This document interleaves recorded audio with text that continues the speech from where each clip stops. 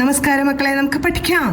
ഇന്ന് നമ്മൾ അർ എന്ന ചില്ലക്ഷരം വരുന്ന കുറച്ചധികം വാക്കുകൾ പഠിക്കുകയാണ്. ആദ്യം വായിക്കുന്ന വാക്ക് മാർക്ക്. മാർക്ക്.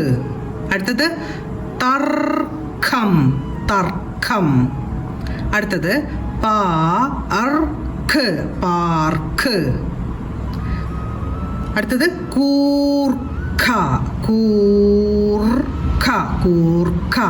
അടുത്തത് ഐവർ. ഐവർ എന്ന് പറയുമ്പോൾ 5 പേരടങ്ങിയ ഒരു ഗ്രൂപ്പിനെയാണ് ഐവർ എന്ന് പറയുക. ഐവർ. അടുത്തത് കർപ്പൂരം.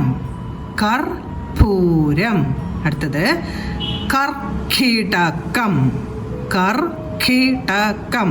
അടുത്തത് ആർക്കാണ്.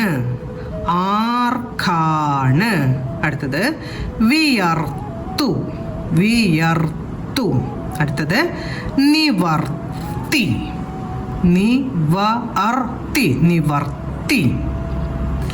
നമ്മൾ ഇന്ന് അർ എന്ന ചില്ലക്ഷരം വെച്ചുള്ള കുറച്ചധികം വാക്കുകളാണ് പഠിച്ചത്. ഓരോ വാക്കുകളും പറഞ്ഞുകൊണ്ട് എഴുതി പഠിക്കാൻ ശ്രമിക്കണം. അടുത്ത ക്ലാസ്സിൽ കാണാം. നമസ്കാരം.